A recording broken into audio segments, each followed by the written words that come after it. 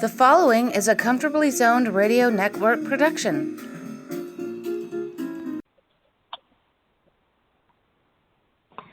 Hello, everyone. Welcome to Comfortably Zoned Radio Network. I'm Rob Deininger, and I'm here with Jack DeGraw, and as always, we're talking Yankees baseball. How you doing, Jack? Good. How are you today, Robert? Not too bad. The Yankees won today, taking 2 out of 3 from the Rangers, which is nice since they've been struggling as of late. Yeah, and, the guys who have to hit today. LeMahieu had a big hit, and Stanton had a big 2-run double in the 3-run 8 to help them beat the Rangers. So these are the guys who got to come through, and they did today. Yeah, because on Saturday I'm on my way home from work, and on the radio they're saying Aaron Judge came out and told the press that he has a torn ligament in his toe.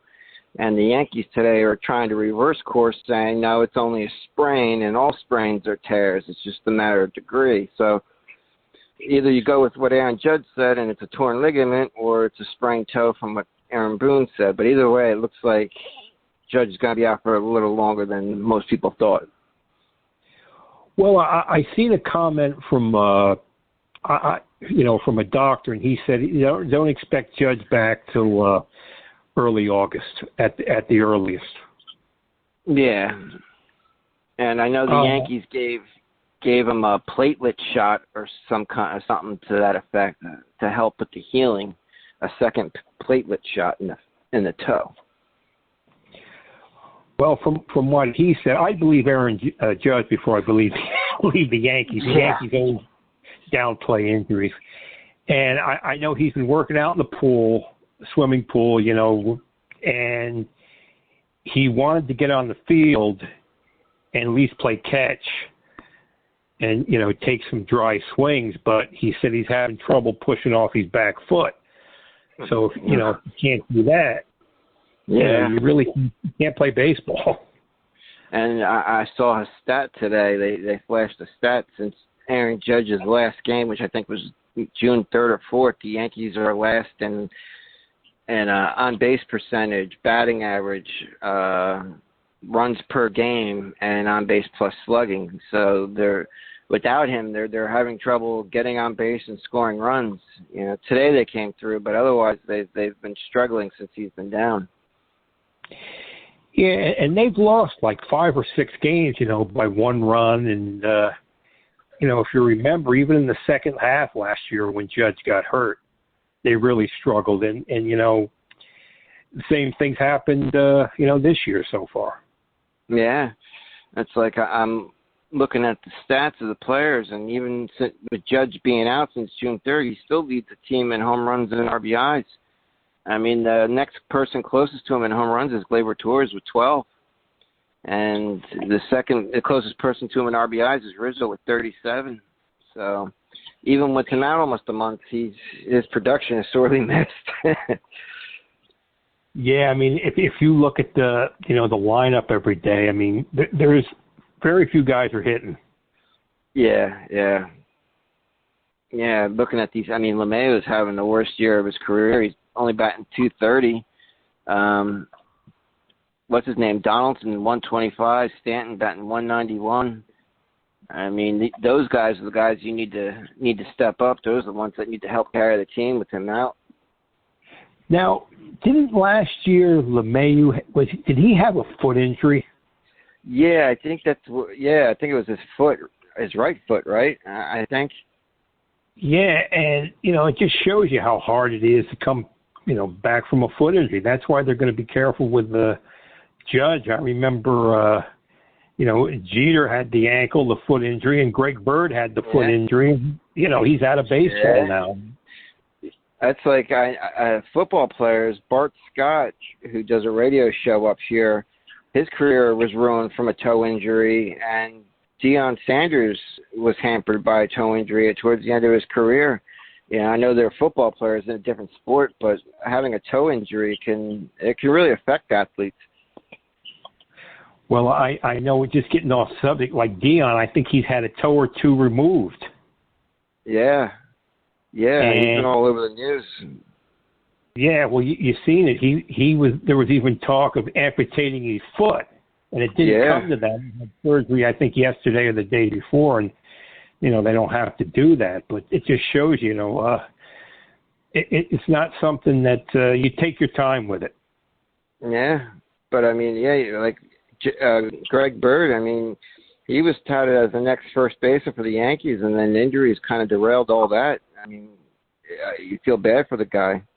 But, yeah, and LeMahieu, since his foot injury last year, is not the same player. I don't know if there's a correlation or, but he hasn't been the same since.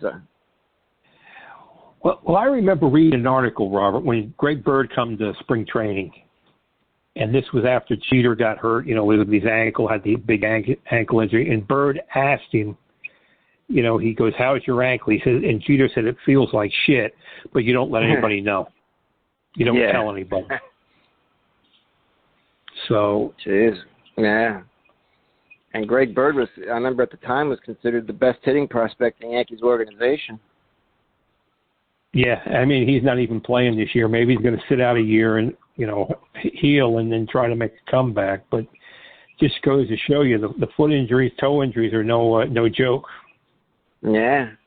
I mean, I remember when I was a lot younger, I dislocated my right foot, and I popped it back in myself, but I only got 80% mobility left because of the scar tissue in there. And I remember even after I did the months of rehab, and 6 months later, I was finally able to play basketball again. I didn't feel the same. I didn't feel like I had the quick burst I used to have off my foot. No, I know, Robert, playing sport, playing basketball, I've sprained both my ankles like 15, 20 times.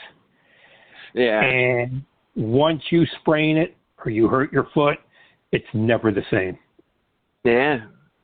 It's never the same.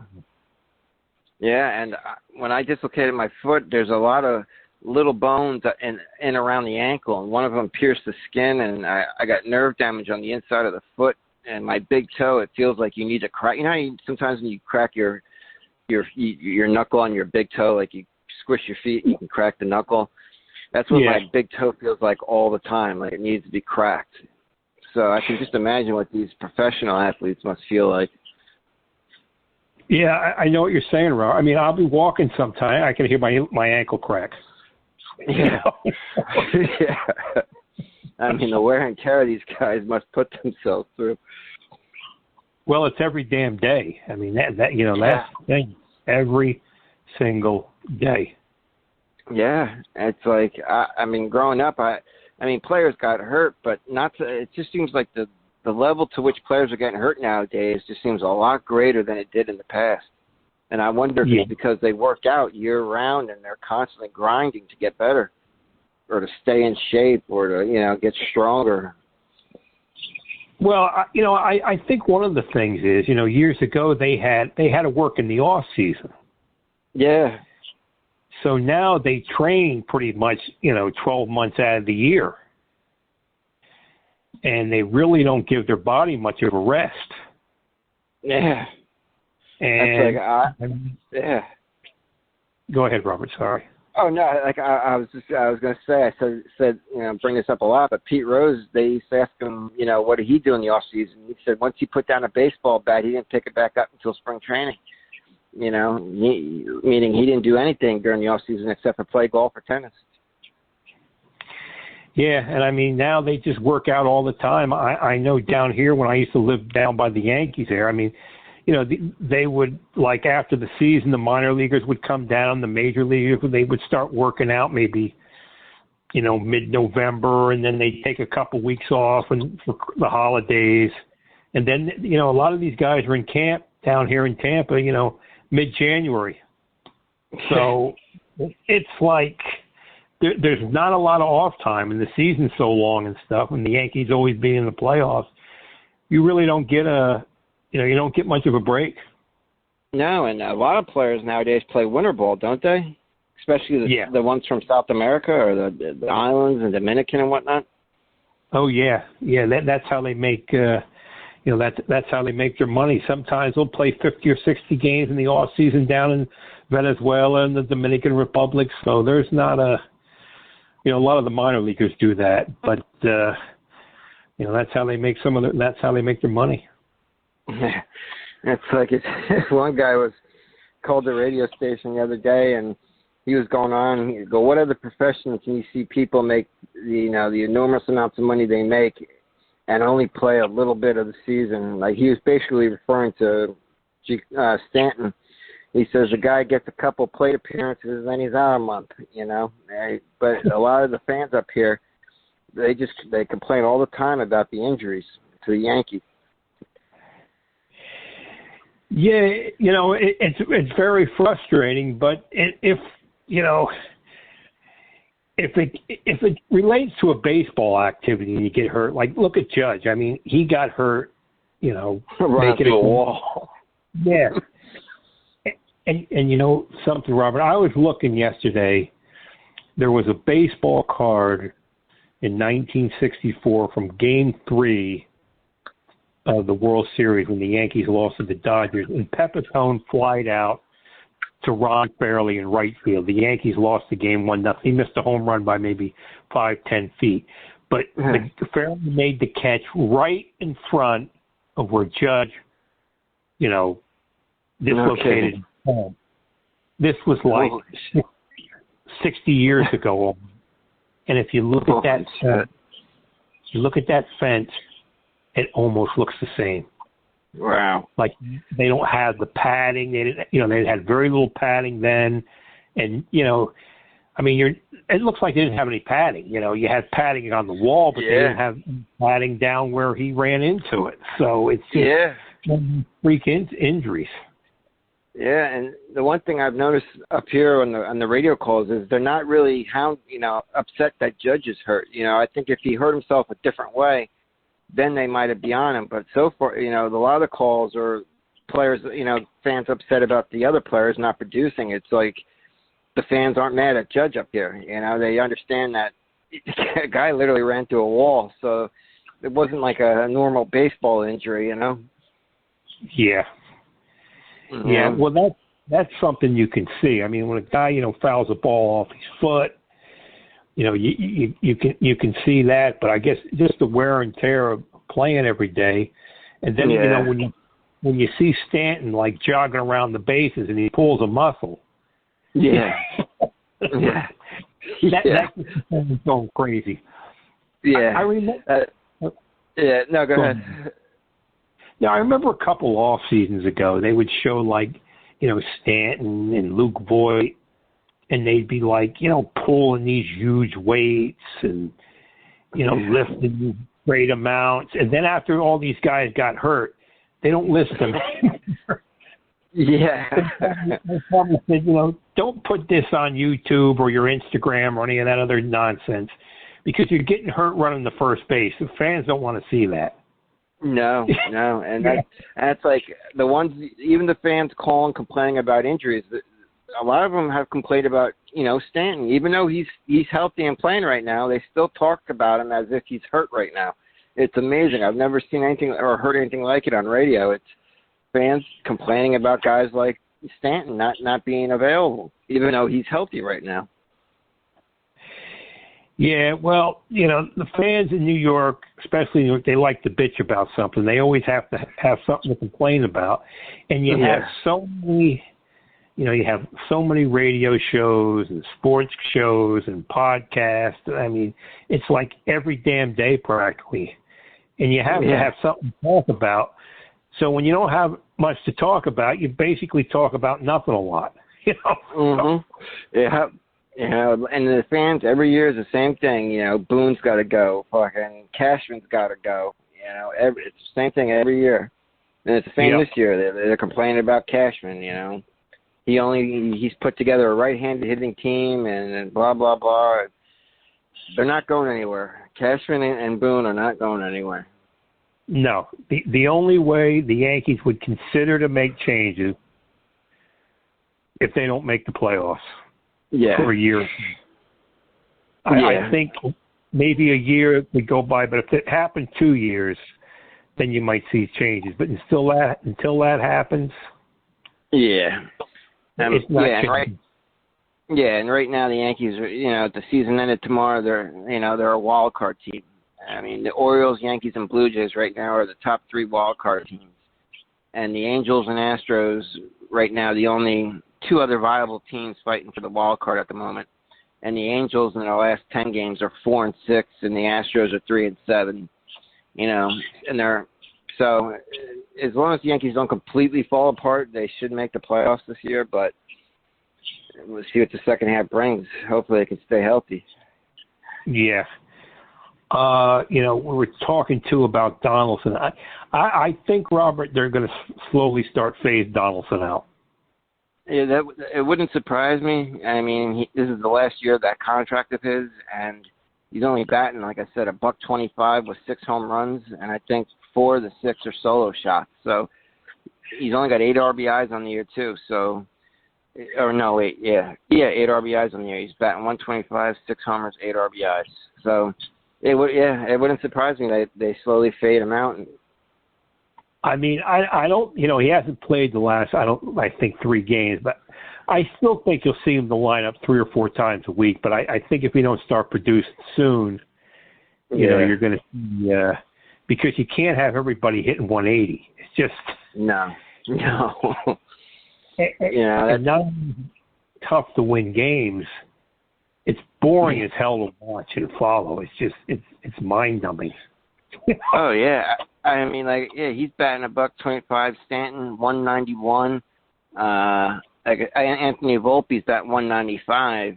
He was batting 186 the last time we talked, so he's got the average up a little bit. But yeah, some of these guys need to do a little bit better job of putting the ball in play. Yeah, it just you know, it makes it hard to win. Yeah, and we were talking off air about Bader. Bader, when he's healthy, is a heck of a player. Yeah, I mean, he covers a lot of ground, and he helps you offensively, but, you know, he's a guy, he gets hurt baseball. You know, he plays very aggressive. He's always diving around and playing hard, so, you know, you can deal with that, but oh, yeah, well, there is some good news. Carlos Rodon. Yeah. He pitched today for Somerset, Double-A. He pitched 4 innings, 48 pitches, 36 strikes, and he gave up 1 run. And he also pitched on Tuesday. So he should be going again on Friday. I don't know if they're going to bring him up to Scranton or not, but he should be getting up to 65 pitches in the next start. Good. I mean, he'll be back soon. There's been a running joke up here on some of the sports talk shows about him not pitching again, and, you know, at least not in pinstripes. So it'd be nice that, you know, he gets back soon to shut some of those guys up. Yeah, and Ian Hamilton, he's down there in Somerset. He's been on the mound a couple of times, so we might see him back in the stadium soon too. Oh, good. He was pitching. He was pitching good before he, I think, hurt his groin.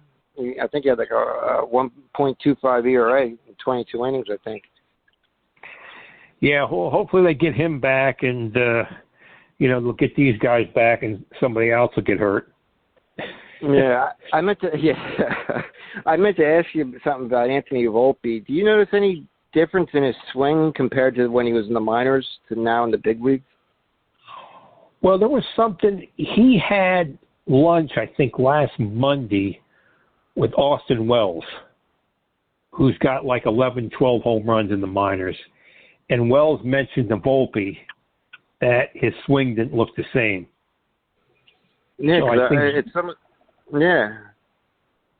Yeah, and Volpe, you know, Austin Wells said, you know, you don't look like you're swinging the same way. And Volpe went back and looked, and the next game he had a couple doubles the next 2 games. So he's picked it up since, you know, we last talked. Yeah, because in the minors he seemed like more of like a line drive type hitter, and it seems like watching him, he's trying to hit for the fences instead of just trying to, you know, hit the ball hard. Yeah, that's what happens to a lot of these guys, like Gleyber Torres and stuff. They start hitting a lot of homers, and the Yankee stadiums are hitting ballpark, and they get more power, but they're not they don't use the whole field. That happened to Sanchez. I think it happened to Bird. It happened to a lot of these guys. They just they get home run happy. Yeah, it's like I know the Yankees are driven by analytics and they want to see walks and home runs, but you got to stay with what got you to the big leagues. If you're not a home run hitter, you're not a home run hitter. Yeah, they had that early success, and once you start hitting the ball a long way, you don't want to go the opposite field with a pitch. You just want to try to pull everything, and you wind up popping the second. Yeah, it's like I'm curious to see what the Major League's batting average is compared to what it was last year at this time, because everyone said with the shift being gone, batting averages would go up, and some guys are hitting better, but it seems like for the most part, nothing's really changed as far as like offensively. No, I mean, the only difference is the games are quicker now. Yeah. So, you don't have to sit there for 3.5 hours. You can, it's usually done, 2.5. Yeah. I tell you though, I get up at like 2:00 every morning for work, and I watch SportsCenter, and that guy from the Miami Marlins who's batting like 400, that guy's a hell of a hitter. I didn't even realize that. You remember his name, Robert? Or I almost want to say Alvarez or something, but apparently he's always been a really good hitter. This year he's just, it's not like he's hitting cheap singles. He's hitting line drives to the opposite field. He reminds me of Ichiro a little bit. He can just spray the ball anywhere he wants. He's hitting 9 pitches that are like 99 miles an hour the opposite way for a single, double. He reminds me of Ichiro. Well, he's a small little guy. Yeah, you can't emulate a better guy than Ichiro. He was terrific. I didn't even realize that. I knew Miami was playing some good baseball, but I haven't really. I don't follow it like I used to, Robert. So I really don't know what's going on. Well, that's like if I didn't see him on SportsCenter, I wouldn't even known who he was, and I can't remember his name. I'm pulling up some news articles at the moment. Luis Arraez, Arraez. Luis Arraez. Well, I think Miami is, been a surprise team so far. I know the Pirates have been doing well, and the Rays have been doing fantastic, and the Athletics that's a shit show out there. But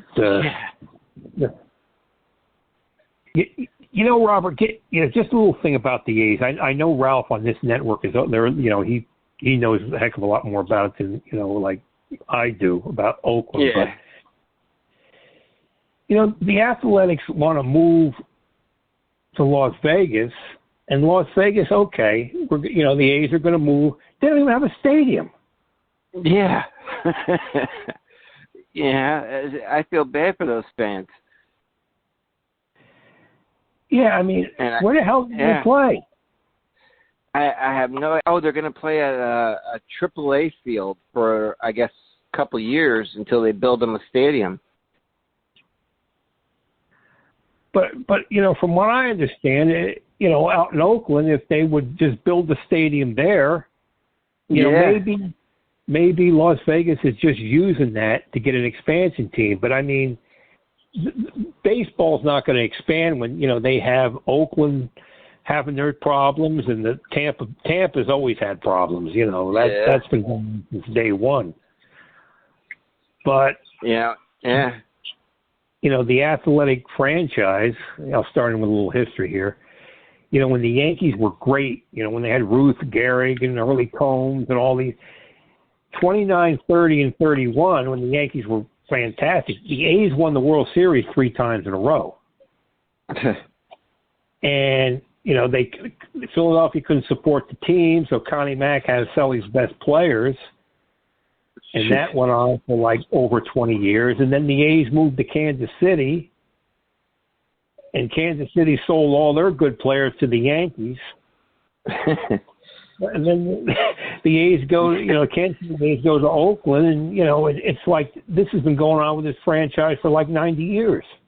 Yeah, and they got to look. Even though they're not bringing in a lot of money, they do have a loyal fan base out there. They just, they haven't put together a great team for a decent stretch. No, I mean, they were a playoff team on numerous occasions, and they sell off their best players. Yep. And then you charge a lot for tickets, and then you charge $30 for parking. I mean, it's ridiculous. Yeah. I mean, back in the late 90s, early 2000s, I mean, they were bringing in fans. I mean, when they had guys like Damon, Giambi, even after they went to Boston and New York, they still were winning, and they were still bringing in fans. And then it, started to derail a little bit. So, I mean, they do have a fan base there. They just, I don't know what the deal is about not sinking money back into that organization and that stadium.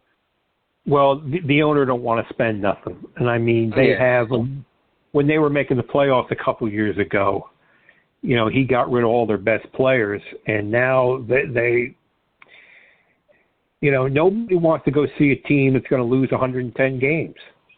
No. And then they want to get rid of your team, and they want to move it somewhere else. I mean, down here in Tampa, they've been talking about – I come down here in 2004 – they should play in downtown Tampa. And if the team was good, they draw more fans. And so this has been going on for 20 years. Yeah. So, and I'll tell you, downtown Tampa is it's overrated. It's not that special. Yeah. Downtown St. Pete, there's a lot of activity. There's a lot of things to do. But, I mean, when you have a franchise, you don't go, well, it's hard to get to, the ballpark ain't nice, all you do. I mean, granted, the Rays Stadium isn't that nice, but it's not a disaster. It's 72 degrees. It's 106 outside. You can go see a ball game for $10. You can't beat it. I mean, it's one of the best bargains in sports. That's like the commissioner for MLB came out and said, Oakland hasn't come forth with any real proposal, and the mayor of Oakland has come out and said that's just not true. They've been jumping through hoops to try to get something done, and it seems like Major League Baseball has been and the owner have been kind of dragging their feet. It seems like the owner of Major League Baseball want this move to happen. Yeah. I don't know, Robert. Even when they get these new stadiums, they only got 30,000 fans, and I mean, and it's like they don't want most of the people. 95% of the people can't go to the games. Yeah. And it's almost like that's the way they want it. Yeah, it's like if you look around baseball, unless it's like unless your team's doing good and they're playing another good team, then you see fans in the stand. But for the most part, most stadiums don't draw that many. It doesn't look like you're drawing that many people on a daily basis. It's the TV deals that bring in all the money. Yeah, and I mean, with the price of tickets, it's like, well, for every 3 or 4 fans you used to get, you just have to sell one ticket now, and you still make a profit. Yeah. And I mean, they've destroyed the minor leagues over greed and stuff, and it's just, it's just a shame. The whole sports thing, it's all about money now. I mean, not that it ever was anything different, but now it's most people can't go, and that's just a shame. I'm looking at this guy for the Marlins. That guy Alvarez, I think his name is. He used to be with the Twins he played with the Twins from 2019 to 2022. This is his first year in Miami. But with the Twins, he batted .334, .321, .294, .316. And this year he's batting .401 with Miami. So apparently this guy was always a good hitter. He just never really got the opportunity in Minnesota for whatever reason. Yeah, it makes you wonder sometimes just a change of scenery, just help people. They get an opportunity every day and stuff. Yeah. What were you You were talking off air, Robert. You seen something today on, was it the Yes Network, about the Yankees and it was ESPN. It was the Yankees-Dodgers rivalry back from the 70s. It was 77, 78, 79, and 80. It was about the Yankees and Dodgers. I think the Yankees beat them in 77 and 78, and the Dodgers got them back in 1980. I mean, it was a really good series. It was like a behind-the-scenes look. I mean, a lot of interviews, old interviews with Reggie Jackson and Billy Martin and Greg Nettles, and I mean, it was just a lot of insight into what went on back then and the chaos with the Yankees, surrounding the Yankees and the Dodgers. Yeah, the Yankees won. They won in 77, 78, and then the Dodgers won in 81, and that's when George apologized to the city of New York for the Yankees losing. Yeah. Yeah, and the Dodgers, Steve Garvey, I guess, a lot of players in the Dodgers clubhouse didn't like Steve Garvey. They hated his clean-cut personality, and his wife, who was, I guess, an on-air personality. She worked for a news channel or something, and she didn't get along with the baseball wives, and the players didn't like Garvey, and I guess Don Sutton felt like he was being slighted by Lasorda because Garvey was kind of the face of the Dodgers, and Sutton felt like he should be the face of the Dodgers since he was the longest tenured Dodgers, and how they got into a fist fight on the mound prior to a game. And like one guy said, who was it? Dusty, I think it was Dusty Baker. I think he was maybe a member of the Dodgers. He said neither one of them really knew how to fight. There was a lot of slapping and clawing going on before they broke them up. Neither one of them, I guess, knew how to throw a punch. But they said, that little incident brought them together in 78, just kind of like, I guess Billy getting fired brought the Yankees together a little closer. But, they showed you that Billy Martin resigning after he called Reggie Jackson a liar and referred to Steinbrenner as convicted, meaning that conviction he had for that campaign donation he was found guilty of or something. I forget what it was he got convicted of, but that little comment guy, I guess Billy fired, but he resigned instead of being fired, and I felt bad for him because he was holding back tears, and he eventually had to walk away from reporters because he loved being a Yankee so much, especially, managing the Yankees. Yeah, well, one of the things with Steinbrenner about how he got in trouble, you can only contribute $3,000. And okay. And there was maybe 10 people doing it or 8 people doing it, and 2 of the people did $3,500. Yeah. And that's why they wanted to contribute $25,000, and they had, it was supposed to be, I think 8 people did $3,000 and 1 person did $1,000. Well, a couple people did $3,500, and that's how George got in trouble. Okay. And apparently the whole thing that led up to Billy making that comment was, remember Billy wanted him to bunt, and the first pitch to Reggie was up and in, so Billy took off the bunt sign, but Reggie continued to try to bunt anyway, and they ended up suspending Reggie Jackson for 5 games without pay. And so when Reggie came back to the team, the Yankees had won the previous 4 games without him, and the reporters were asking Reggie if you were going to apologize to Billy. And Reggie basically said, no, not in so many words, but he made it clear he wasn't going to apologize. And so after the game, Billy had a couple beers, and the reporters kept asking him about it. And then on the bus to the airport, he had a couple more. And then when they got into Chicago, he had a couple more. And so by this time, Billy was not only a little loaded, he was now extremely mad. And he let off with, a tirade, including that comment, one's a born liar and the other's convicted. And it ended up getting him fired for it, But apparently Billy had put away a good 6 to 8 beers, maybe more, prior to making that comment. Well, I remember when Reggie come back, it was in Chicago, in Comiskey Park, and they had those little dugouts.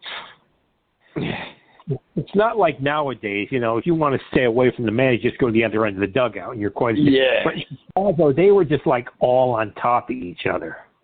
That's true. Some of the players actually had to sit at the end of the dugout, and they were almost, they were on the dugout steps. And, so it was a crowded area, and there was a lot of tension already. Yeah. And I remember, Billy crying, and, that's when the scooter was with him. And the scooter led Billy away, and then they got, Bob Lemon. Yeah. And he sort of, settled everything down. Because Bob Lemon, he used to say, I never bring the game home with me. I leave it at the bar along the way. The funny thing is, though, that same year Billy got fired or resigned at the Old-Timers game, before they introduced him, they said, and now the new manager in 1980, Billy Martin, and Billy runs onto the field, and meanwhile the Yankees who are in the dugout were all like flabbergasted. And I think Nettles said Reggie looked like he was about to have a stroke, because this is all a surprise to the Yankees. They didn't know what was going on. But apparently Billy, apologized personally to Steinbrenner, and Steinbrenner decided to bring him back in 1980, even though I think he brought him back in 79, a year early, but he was going to rehire him and have him back in 1980, and the players were just taken aback by it. They were shocked. Yeah, I know they used to, introduce DiMaggio last at Old Timers Day.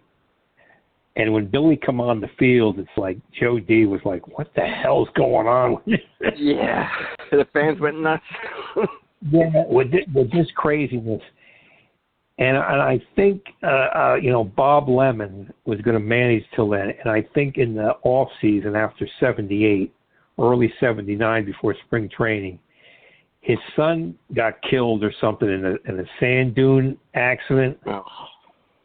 And that's why I think that's why Billy came back. The truck he was in overturned, and Bob Lemon was never the same after that. But yeah, it was a tragic story. Yeah. And also, when the Yankees won in '78, they had the newspaper strike.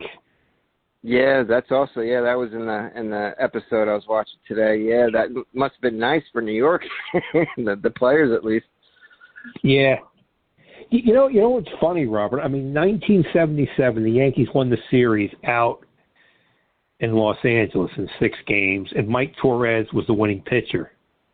And in '78, he gave up the home run to Bucky Dent.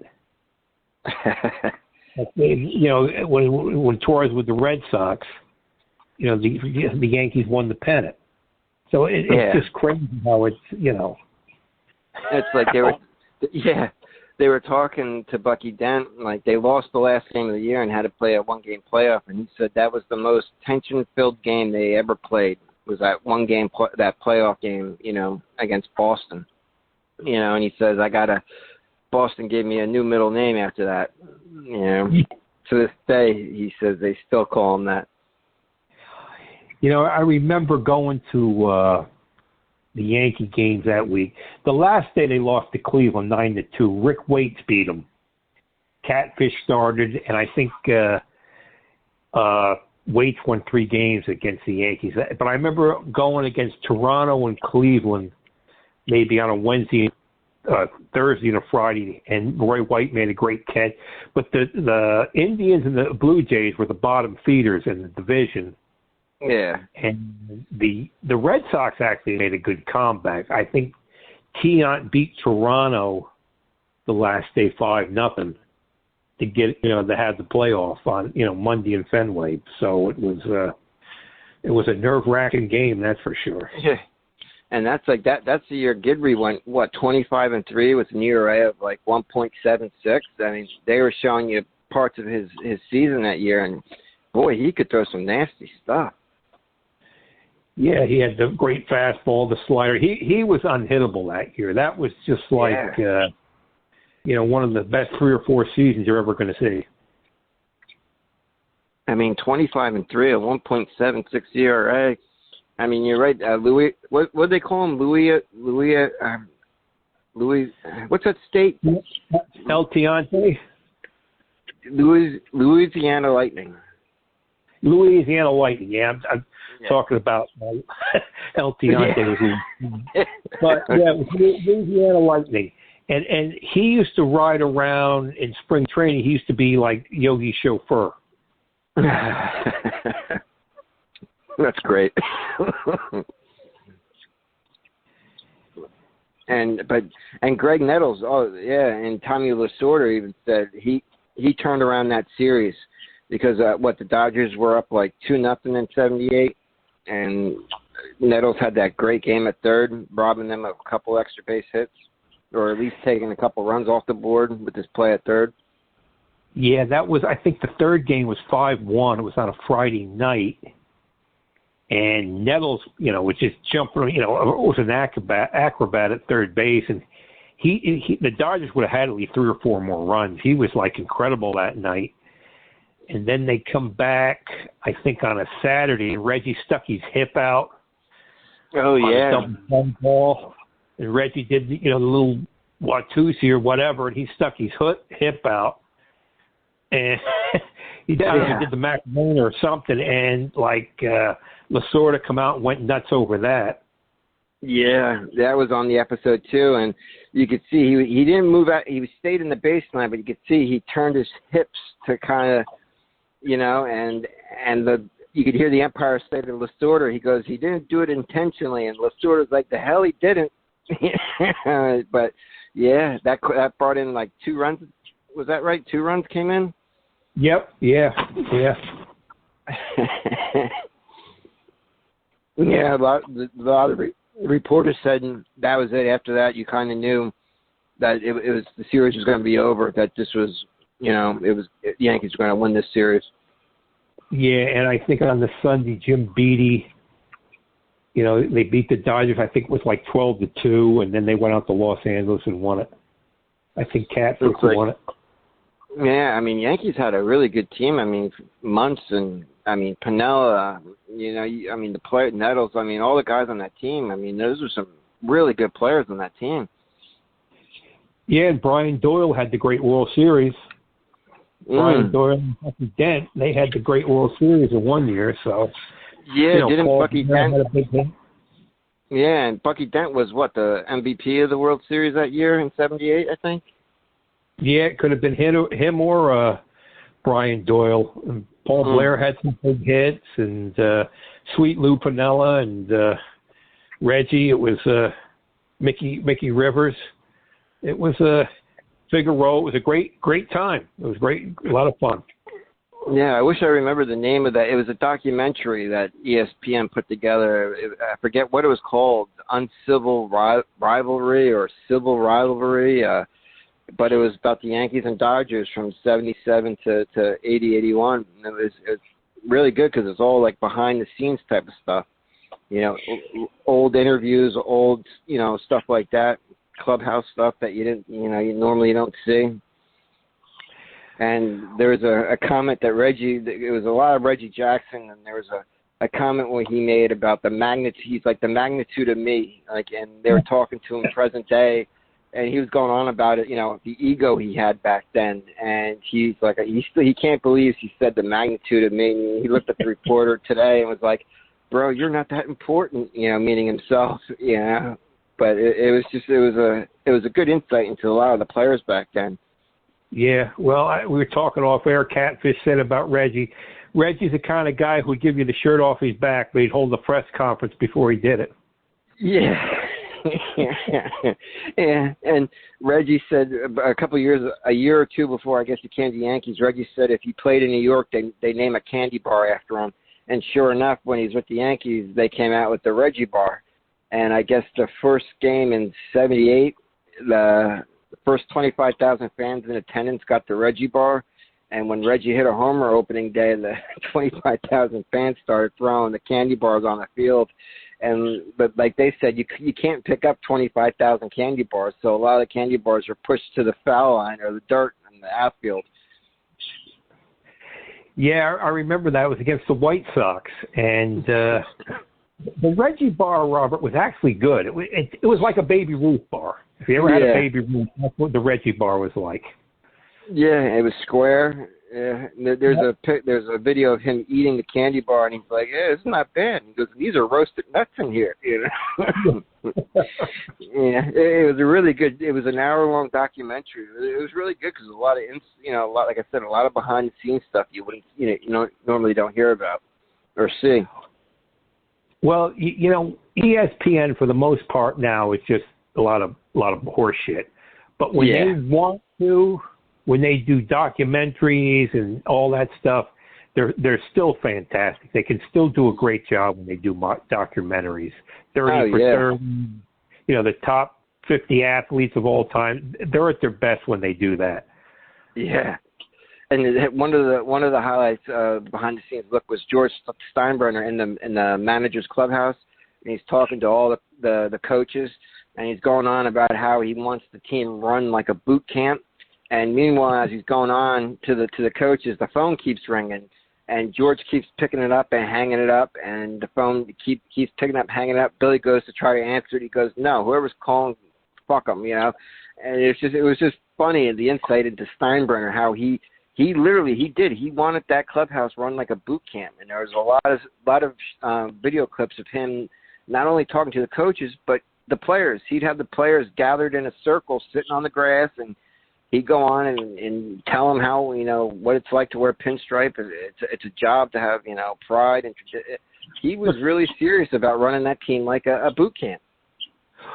Well, I know when he took over in '73, the first camp, now Ralph Houck was the real deal.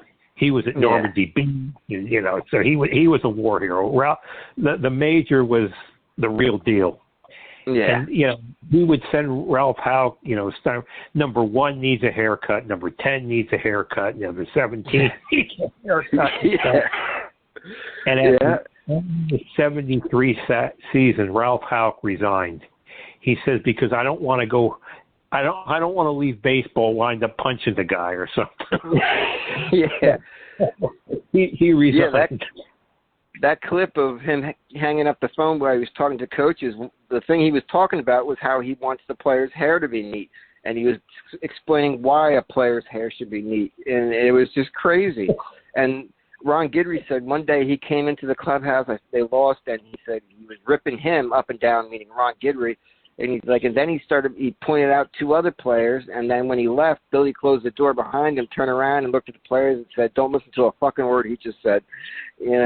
So I think Billy did his best to try to appease Steinbrenner, as much as he could, but I could see why coaches, and especially Billy, butted heads with Steinbrenner. Well, I know the one year they had the strikes shorten the season. I think that was 81. The Yankees lost to the Dodgers. But the Yankees won the first half. And in the second half, they struggled a little. They played 500 ball. And then in the playoffs, they played the Brewers, and they fell behind 2-1. And I think George come in the locker room to give the team a pep talk. And Rick Malone says, fuck you, George. Yeah. Ron Guidry said he didn't come. He said he didn't come in to give him any pep talks. It was usually an ass chewing when he came in. I didn't mean to cut you off. I'm sorry.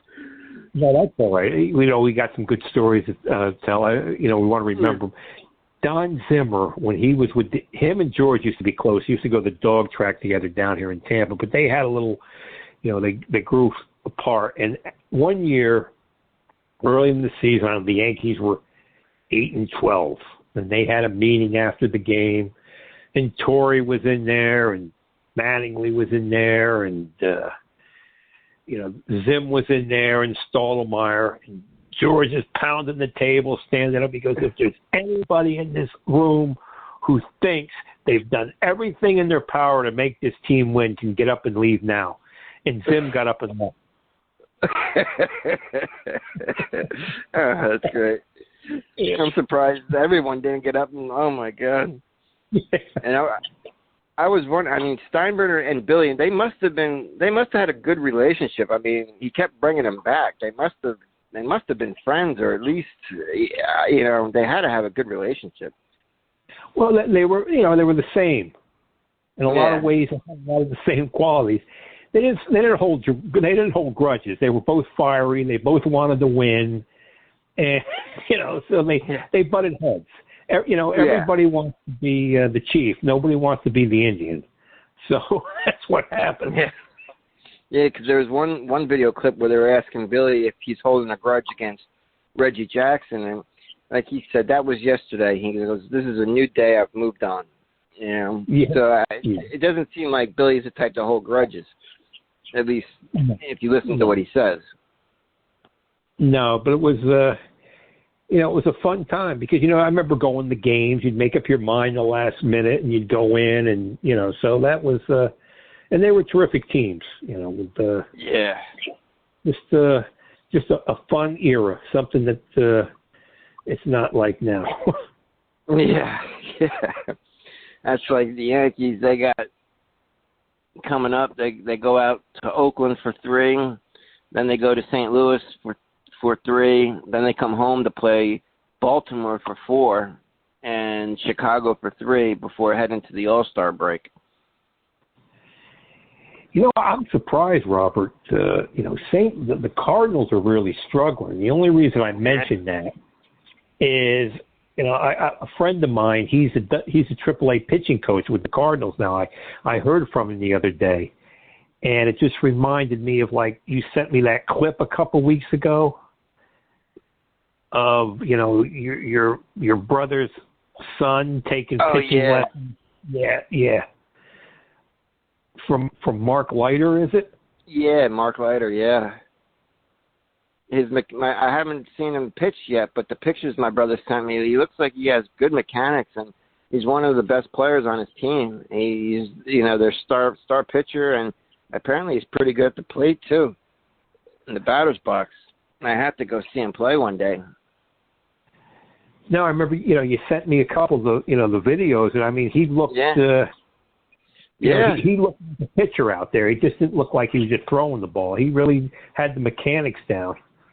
Yeah, I don't know if I sent you that video of him pitching off the mound in the pitching shop that Mark Leiter has on his property, but he was pitching there was a teenager on one rubber, and my nephew was on the other, and when he threw the ball, you can hear it pop in the catcher's mitt. So it seems like the sessions he's had are paying off. How old is he, Robert? He's 12 years old. And he's starting to look big, for a 12-year-old. Well, hopefully he can stay healthy and get a scholarship to go to college. Yeah, that'd be a load off my brother's mind, I tell you that. Yeah. But 12-year-old with that kind of mechanics. I mean, and my brother says he can't play catch with him that long because he literally hurts his hand with the glove, catching the ball, and his hand starts to hurt after a while. So he said for a 12-year-old, he's throwing pretty hard. No, I mean that's great. I know. Like my buddy with the Cardinals, he used to give a lot of pitching lessons to kids in high school, and and they all got college scholarships. Some even playing pro ball now. So that's that's a great a great teacher to have. Yeah, and when my aunt passed away, we were at the wake, and my nephew is off in another room by himself, and I'm watching him. He's taking batting swings. He's pretending to be in the batter's box swinging, and I just thought it was funny, because here we are, we're at a wake. His aunt just died, but he's in the other room practicing swinging. Well, it's the old adage, life goes on, So. Yeah. But I'm glad he loves playing the game. That helps too. When you love playing, when you love playing, you'll practice all the time if you love it. Yeah, well, if you have good coaches and you have a positive influence, and it makes you love the game. Mhm. And that's like my brother says. Mark Leiter, he loves him because he doesn't hold anything back. He's blunt and straightforward, and my brother says he's not politically correct. He curses a lot, but he's blunt to the point. If you suck, he'll tell you you suck, and he says for the most part he praises his nephew, but when my nephew isn't doing good, Mark Leiter will tell him, what's wrong with you? Get your head out of your ass, So my brother loves him. Well, that's great. I hope I hope he stays healthy and gets a nice scholarship. Yeah. But you're looking at the Cardinals, you're right. They're in last place in the Central. Yeah, I was shocked. I mean, they're always good. They were 31-45 when I last looked. Yeah. Now they're 32-35. I guess maybe they won today. Okay. But yeah, they won today. But otherwise, they're 5-5 in their last 10 games, and they're 11.5 back in the wild card and 8.5 back of the Reds, who are in first. Yeah. Robert, can I bring up something? This is not baseball, but it's football. Oh yeah. And it has something to do with the New York Giants. Homer Jones passed away about 10 days ago. Oh, shit. If anybody remembers the Giants from the mid-'60s, the Yankees and the Giants were alike. If you look from 56 almost through 72, their records were almost identical. I mean, when they were great, they were lousy, and then they were, average, and they had some good years. But Homer Jones was like, I remember turning on the Giant games because you couldn't get the home games from the Yankee Stadium. And Marty Glickman would go, Fran throwing long for Homer, and Homer would have 80-yard receptions, and he had the highest per catch rating I think ever, 23 yards reception. Holy shit! It was unbelievable. I mean, he had for 3 years he averaged 1,200 yards on 44 catches a year. It was unbelievable. And he would he was built like he big guy, big thigh, and he could run like a deer. And I don't know if you know the plays, but Fran Tarkenton, who was the Giant quarterback, would just throw the ball. The proceeding has been a comfortably zoned network production. You are advised to keep your dreams wet, your humor dry, your children and grandchildren out of military recruiting offices and off the laps of clerics who wear dresses. Thank you for listening, everyone. Happy trails.